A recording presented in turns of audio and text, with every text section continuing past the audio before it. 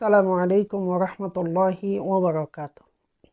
আলহামদুলিল্লাহি ওয়াহদা ওয়াসসালাতু ওয়াসসালামু আলা মান লা নাবিয়্যা বা'দা, আম্মা বাদ। সুপ্রিয় দিনী ভাইরা, একজন ভাই প্রশ্ন করেছেন, যদি কেউ খারাপ স্বপ্ন দেখলে তাহলে সে কি করবে? আসলে মূলত স্বপ্নটা কি সেটা আমাদেরকে জানতে হবে। রাসূল কারীম সাল্লাল্লাহু আলাইহি ওয়াসাল্লাম হাদিসের মধ্যে বলেছেন, স্বপ্ন, ভালো স্বপ্ন আল্লাহর পক্ষ থেকে, খারাপ স্বপ্ন শয়তানের পক্ষ থেকে। স্বপ্নের মধ্যে আল্লাহ সুবহানাহু ওয়া তাআলা মুমিনদেরকে, ঈমানদারদেরকে যেটা ভালো স্বপ্ন আল্লাহর পক্ষ থেকে হয়, সেটা অনেক ক্ষেত্রে সত্য হয়। সেজন্য স্বপ্নের গুরুত্ব বোঝাতে গিয়ে আল্লাহ রাসূল বলেছেন, স্বপ্ন হচ্ছে নবুয়তের ৪৬ ভাগের ১ ভাগ। সেই ক্ষেত্রে প্রত্যেকটি ভালো স্বপ্নের একটা গুরুত্ব এবং তাৎপর্য রয়েছে। আর যেটা স্বাভাবিকভাবে মানুষ খারাপ স্বপ্ন দেখে, যেটা শয়তানের পক্ষে, যেটা দেখার পরে মানুষ ভয় পেয়ে যায়, যেটা দেখার পরে মানুষ দিশেহারা হয়ে যায়, যেটা দেখার পরে মানুষ নিজকে নিয়ন্ত্রণ রাখতে পারে না, সে বিষয়ে আমাদের করণীয় কি, কোরআন এবং সুন্নাহ সে বিষয়ে কি বলে, আমরা আজকে সে বিষয়ে দৃষ্টিপাত করার চেষ্টা করব।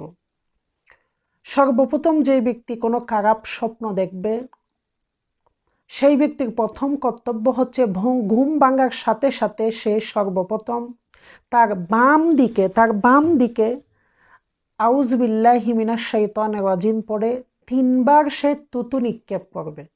এটা হাদিস, সহিহ মুসলিমে হাদিসটি বর্ণিত হয়েছে। যেই ব্যক্তি খারাপ স্বপ্ন দেখবে, সেই ব্যক্তি সর্বপ্রথম বাম দিকে আউযু বিল্লাহ পাঠ করে ৩ বার থুতু নিক্ষেপ করবে। ২ নাম্বার, সে যে কাজটি করবে, এটাও হাদিসের মধ্যে আমরা পাই, সেটি হচ্ছে সে যা কিছু স্বপ্নে দেখেছে তার অকল্যাণ সম্পর্কে আল্লাহ সুবহানাহু ওয়া তাআলার কাছে সে আশ্রয় প্রার্থনা করবে। ৩ নাম্বার, সে যেই কাজটি করবে, এটাও আমরা হাদিস থেকে পাই, সে যেই পাশে স্বপ্নটি দেখিয়েছিল, যেভাবে সে ঘুম ভেঙেছিল, সে পাশ পরিবর্তন করে অন্যদিকে সে শুইবে। সে যদি বাঁয়ে যদি শায়িত অবস্থায় স্বপ্নটি দেখতে পান, তাহলে সে পাশ পরিবর্তন করে সে ডান দিক হয়ে শুইবে।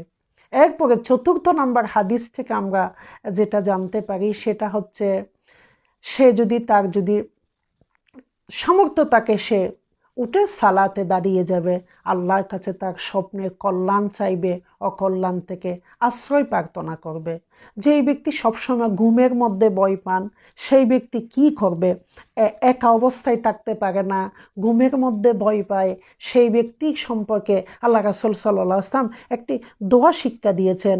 দোয়াটি হচ্ছে এরকম: আউযু বিকালিমাতিল্লাহি তাম্মা মিন শাররি গাদাবিহি ওয়া ইকাবিহি ওয়া মিন শাররি ইবাদিহি ওয়া মিন হামাযাতিশ শায়াতিন আইয়াহদুরুন। আল্লাহর হাবিব সাল্লাল্লাহু আলাইহি ওয়াসাল্লাম এই দোয়াটি শিক্ষা দিয়েছেন।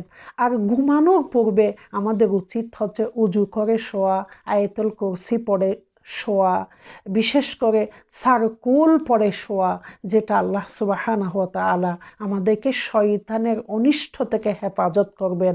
আয়াতুল কুরসি পড়ে শুইলে তো আল্লাহ তাআলা রহমতের ফেরেশতা দিয়ে পাহারা দেন। আল্লাহ আমাদের সবাইকে সুন্নাহগুলি আমল করার তৌফিক দান করুন। আসসালামু আলাইকুম ওয়া রাহমাতুল্লাহি ওয়া বারাকাতুহু।